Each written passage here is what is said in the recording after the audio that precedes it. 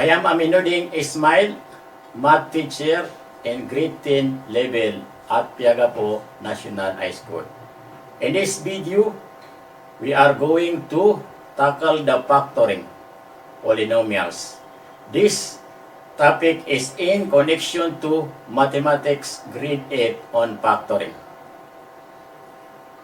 The objective of this topic is factors polynomials. Supply the missing term to make a true statement. Number 1, m squared plus 12m plus 36 is equal to, open and close parenthesis, m plus blank squared. Number 2, 49g squared minus 84g plus 36 is equal to, open and close parenthesis, blank plus blank squared. Number 3, 25x squared minus 81y squared is equal to, open and close parenthesis, blank plus 9y times, open and close parenthesis, 5x minus blank.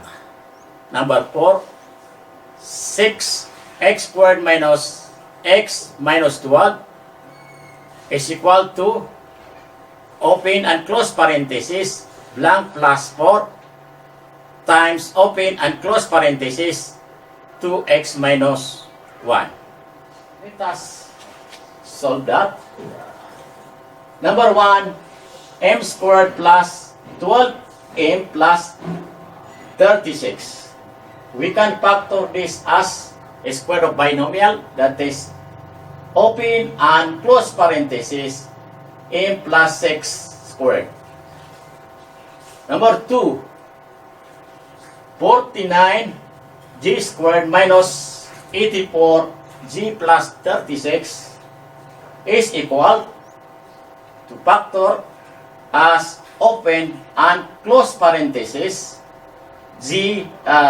7g minus 6 squared. That is another square of binomial. Number 3, 25x squared minus 81y squared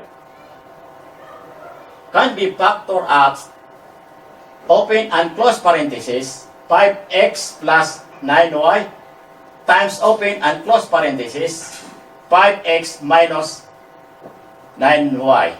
This is the difference of 2 squared. Number 4, 6x squared minus x minus 12 can be factored as open and close parenthesis, 3x plus 4 times, open and close parenthesis, 2x minus 3. Let us have another illustrative example.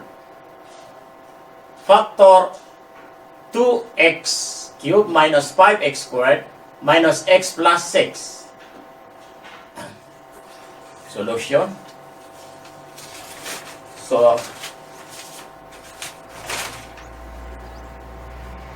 factors of the constant terms 6 are plus or minus 1 and plus or minus 2, plus or minus 3, and plus or minus 6. Divide using any of the factors as the divisor until you get a remainder of 0. Now, you can write the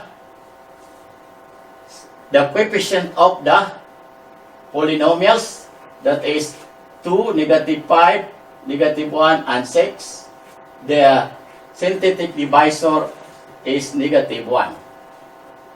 2 bring down 2. 2 times negative 1, that is negative 2. And negative 5 plus negative 2 is equal to negative 7.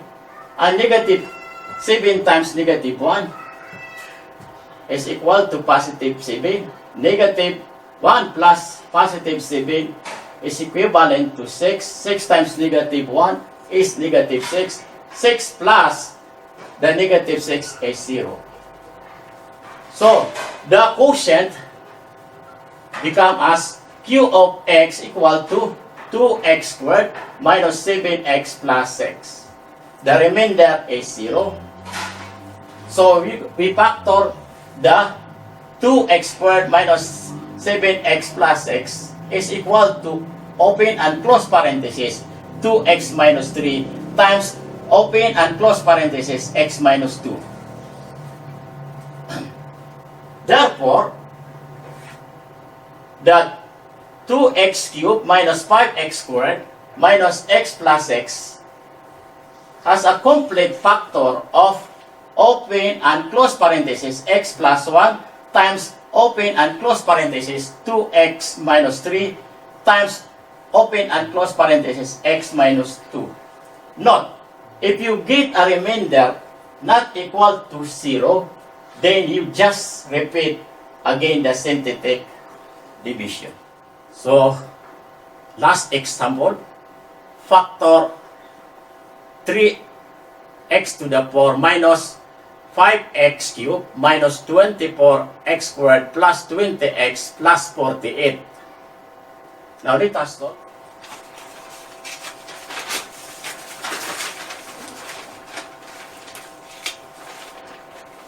The solution. First, factor of the constant terms for 48 are plus or minus 1, plus or minus 2, plus or minus 3, plus or minus 4, plus or minus 6, plus or minus 8, plus or minus 12, plus or minus 16, plus or minus 24, and plus or minus 48. Divide using any of the factors as divisor until you get a remainder of 0. Then,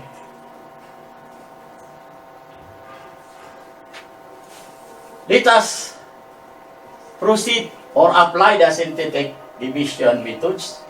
So, get the coefficient of the polynomials. 3, negative 5, negative 24, 20, and 48. The synthetic divisor is 2.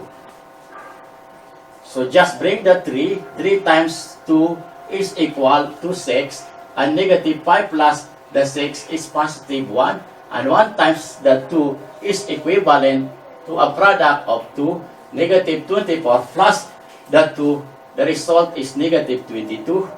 And negative 22 multiplied to the 2, it obtains a product of negative 44, and 20 plus the negative 44, the result is negative 24, and negative 24 multiplied by 2, the result is negative 48, and 48 plus the negative 48, the result is 0. So 0 as the first remainder. So write the coefficient in a form of polynomials. That is q sub 1 of x is equal to 3x cubed plus x squared minus 22x minus 24. Then, proceed to another synthetic division methods. So, let us get the coefficient of these polynomials, that is the 3x cubed is equivalent to 3. The x squared as a coefficient of 1, the negative 22x as a coefficient of negative 22, and the 24 is the constant terms. So, try negative 2 as the synthetic divisor. So, bring down the 3. 3 times negative 2, the result is a product of negative 6. 1 plus negative 6, the result is negative 5, and negative 5 times the negative 2, that is equal to 10, and negative 22 plus the 10, the answer is negative 12, and negative 12 times the negative 2, the result is positive 24, and negative 24 plus the 24, the result is 0. So R sub 2 is, the remainder 2 is 0.